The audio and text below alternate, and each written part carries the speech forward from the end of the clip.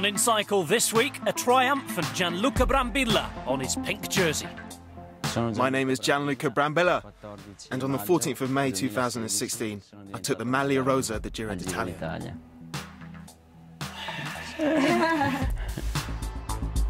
As the Giro reaches the closing stages, Dr. Nando Lim tells us how the riders cope with a 3-week tour. What happens during cycling is you have less hygiene, you sweat, and that can create a bacterial infection. Such an infection can start in small hair follicles or your sweat glands, sebaceous glands, and those can develop into a large abscess. But first, it's time to go behind the scenes in Italy.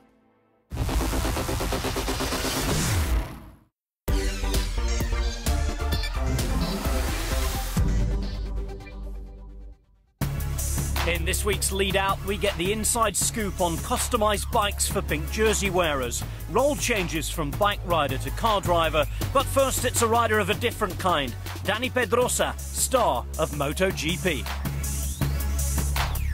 Since I'm little, I like to ride. My father kind of introduced me and always loved the road cycling.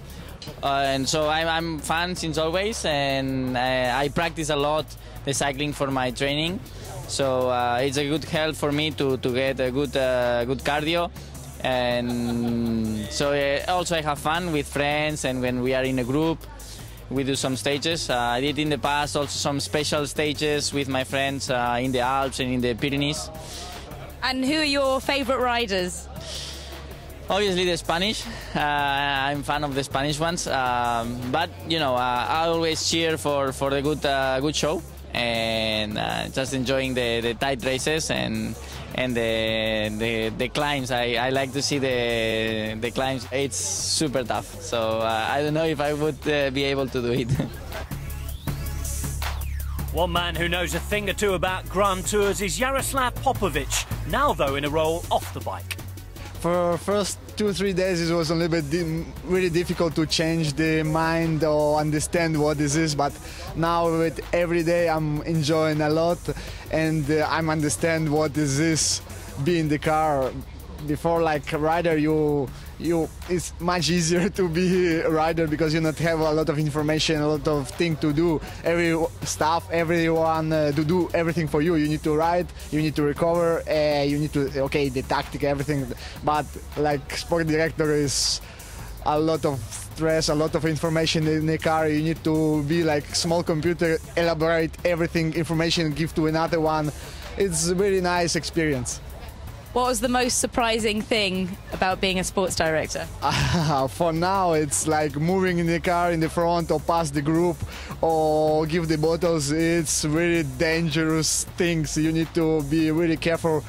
And now I understand why, if you call director in the back of the peloton, why he not come immediately, because when you ride it, why you not come? But it's really dangerous, and you need to have a lot of experience to do this job. It's been a while since the Maglia Rosa has been on a Bianchi bike, and it's something the manufacturer and Team Lotto Jumbo has taken on board with its own special preparation. So Angelo, it's a special day for Steven Kruijswijk, but it's also a special day for Bianchi. Yeah, of course. After yesterday, Steven made an incredible stage. He got the pink jersey, and today there is a time trial race and in the mountain. So we prepare a special bike for him for this special race to be really competitive, and we create the Specialissima. That is the latest Bianchi bikes created. It's a super light bike with a counterweight technology. We made a special color because it was also important to reach the target of the weight 6.8, so we create a black UD finish version with a Celeste logo, and the bike has also a special bar end for the first part of the time trial. Everything is ready, set for these days, It's really incredible because we plan this winter to prepare this bike, and yesterday Steven got the pink jersey, so it's perfect. And when was the last time that a Maglia Rosa was on a Bianchi bike? I think more than 10 years ago we got the pink jersey, so it's a long time, and it's nice that Bianchi again took the leader and the pink jersey. And how special is it to have a legend of Italian cycling in the Maglia Rosa on a Bianchi bike? Yeah, of course, everybody know a big champion take the pink jersey with Bianchi bike, starting from Fausto Coppi, Felice Gimondi, Marco Pantani, and today Steven Kruijswijk. So Bianchi continue to be at the top level of race, and to be competitive, of course, but to try to win also a big race like the Giro.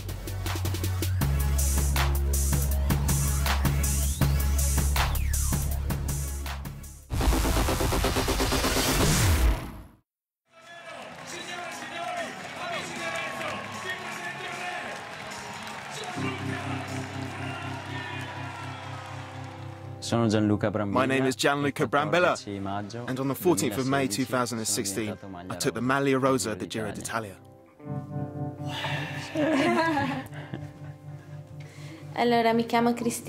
My name is Christina, and I've been Gianluca's girlfriend for 8 years.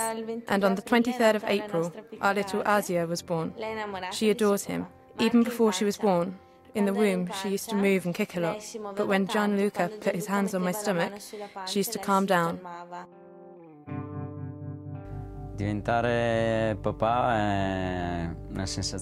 Becoming a new dad is an incredible feeling.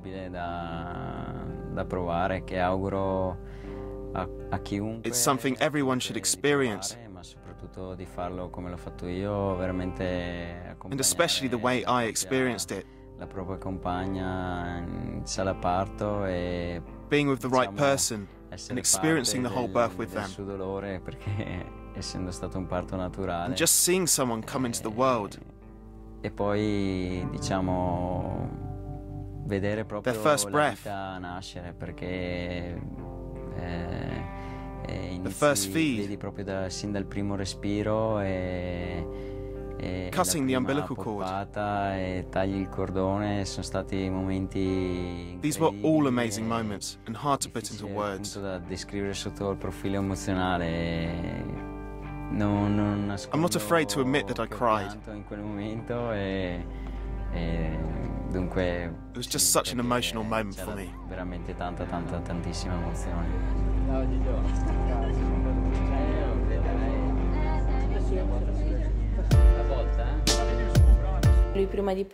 Before he left for the Giro, he told me that he wants to win a stage and that he would dedicate the victory to our baby girl.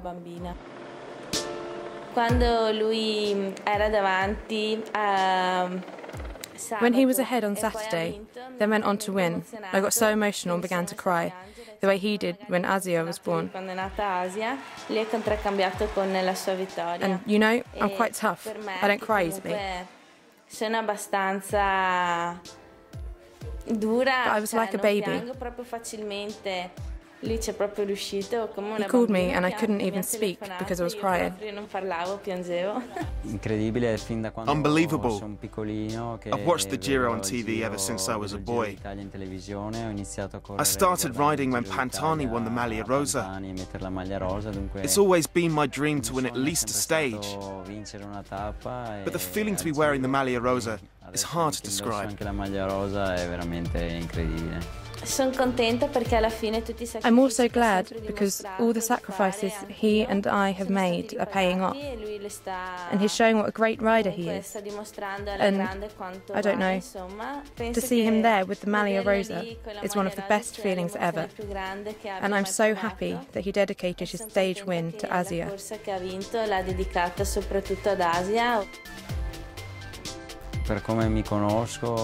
Whether I win, or even if things don't go my way, I stay determined all the same.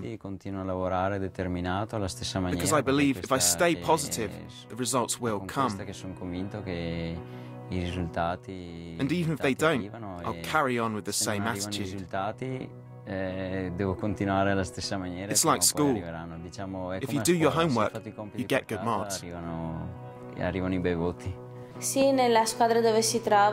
They all love him in the team, and I'm really happy because Gianluca really likes it there.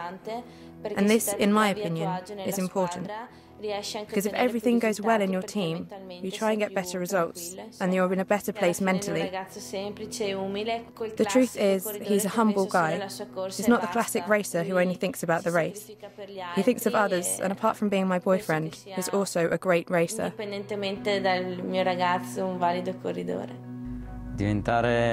Becoming a new dad, it's definitely given me a big lift. Not only in racing, but in day-to-day life. I'm a lot more focused in life, and it's given me a lot of things to aim for, and a lot of motivation.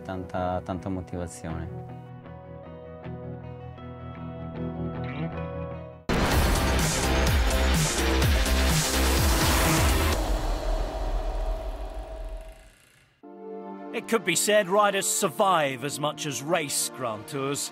3 weeks on a bike with a new hotel every night. It's a concoction that wears down even the hardest of riders.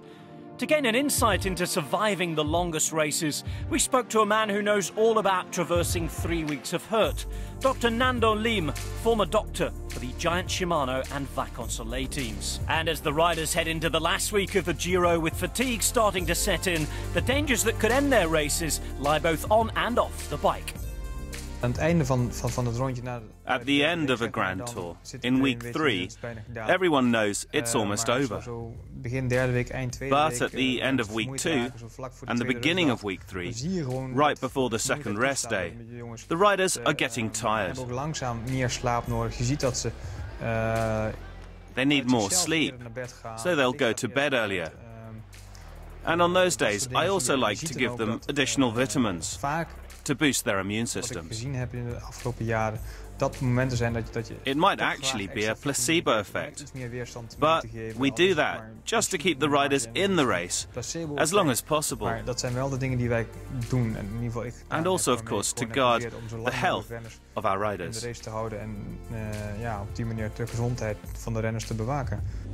The reality of a Grand Tour means a punishing race schedule has to be supported by what on the face of it is a punishing diet. The toughest of mountain stages can require an intake as high as 8,000 calories.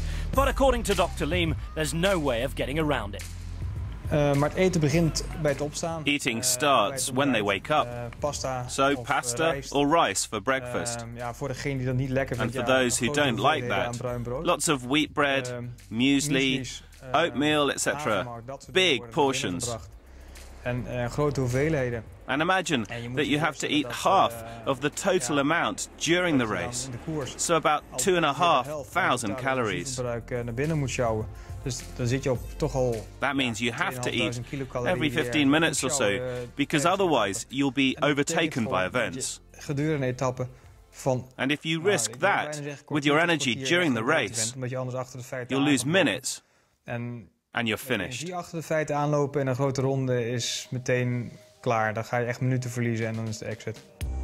The Giro has already seen a host of pre-race favourites abandon. Illness has already put paid to the likes of Mikel Landa's Giro hopes, but it's not uncommon for riders to survive through long races in such a condition.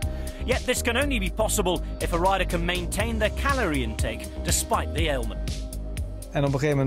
We've all seen big cyclists who could have won, but lost minutes on a climb because they didn't eat enough. Either because they got sick and couldn't cope with eating, or because they just forgot, or because they didn't think of the hunger because of the race.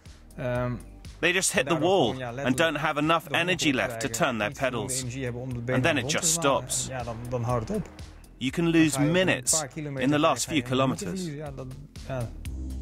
Another high-profile abandon was that of Tom Dumoulin. After a stellar first week, it was saddle sores that finally sidelined the Dutchman on stage 11. While saddle sores are a blight that pros and amateurs alike have to deal with, recovery from them in a Grand Tour is easier said than done. What happens during cycling is you have less hygiene, you sweat, and that can create a bacterial infection. Such an infection can start in small hair follicles or your sweat glands, sebaceous glands, and those can develop into a large abscess. And that isn't the only problem they'll be facing.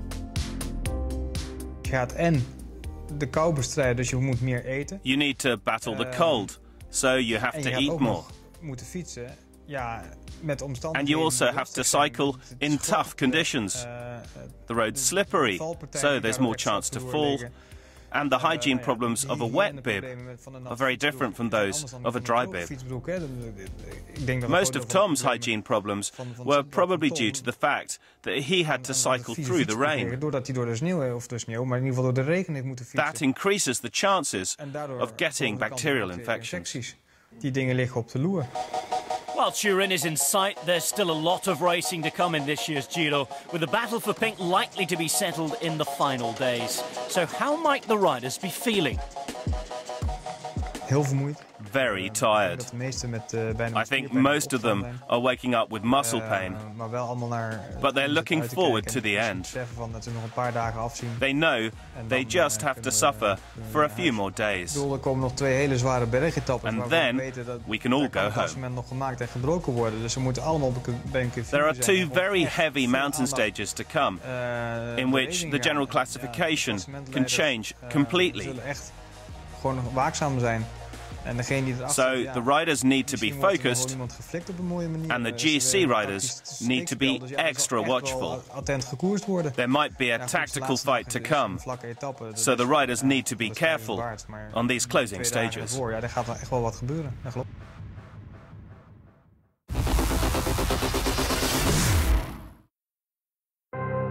The 8th round of the UCI Women's World Tour was its second stage race this season. Also, the second stop outside of Europe for the UCI Women's World Tour, giving the calendar a true global look. The Amgen Tour of California offered up 4 stages from South Lake Tahoe to Sacramento.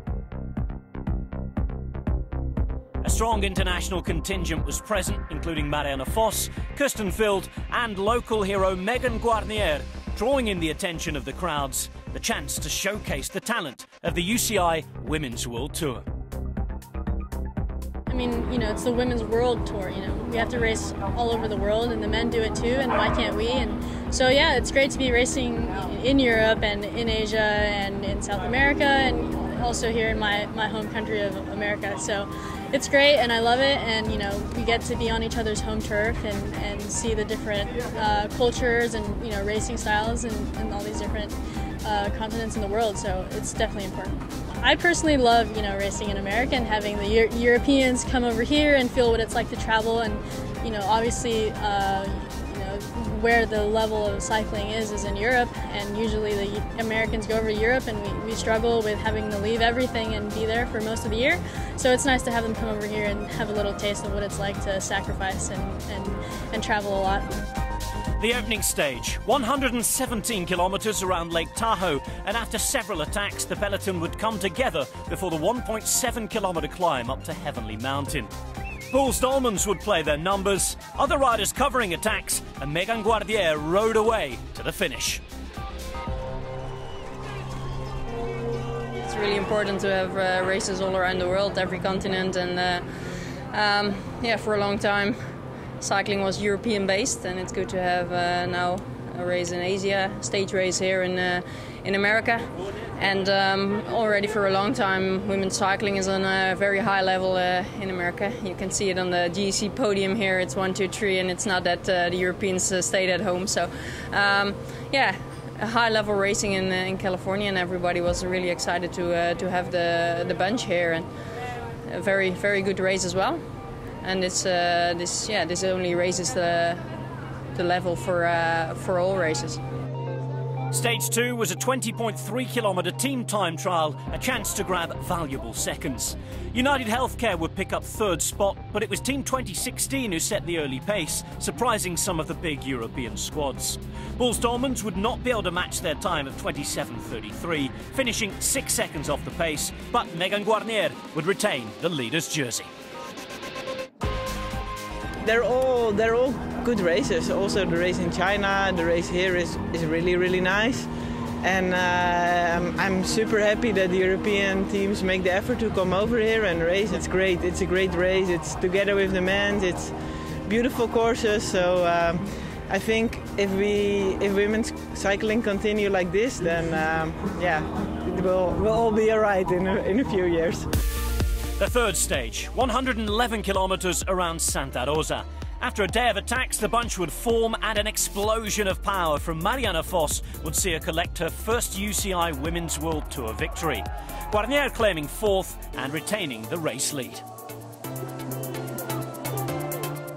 I think for the organizations overseas, it's even more hard to get on the calendar. So everything has to be very, very good to even get in the, well, for now in the World Tour. So you see that, yeah, that for us the racing is really nice, and everything from road book to road to safety to well, what you want. It's very, very well organized. The final stage would be a criterium race with 20 laps of 3.5 kilometers. A flat one for the sprinters, but after being the fastest in Santa Rosa, Vos couldn't beat Kirsten Wild here. The Team High-Tech Products sprinter had the strongest finish, beating Brunauer with Vos third. While Wild won the stage, Guarnier finished safely right in the middle of the bunch and held on to win the overall at the Tour of California. Guarnier's margin of victory 17 seconds ahead of compatriot Kristin Armstrong. Evelyn Stevens finished third, 28 seconds back, completing an All-American podium. And all that would mean we'd have a new leader on the UCI Women's World Tour. Megan Guarnier on 504 points, topping the rankings ahead of Emma Johansson. Guarnier's teammates Armitstead and Black in third and fourth, with Van der Breggen fifth. Guarnier, though, taking over the jersey.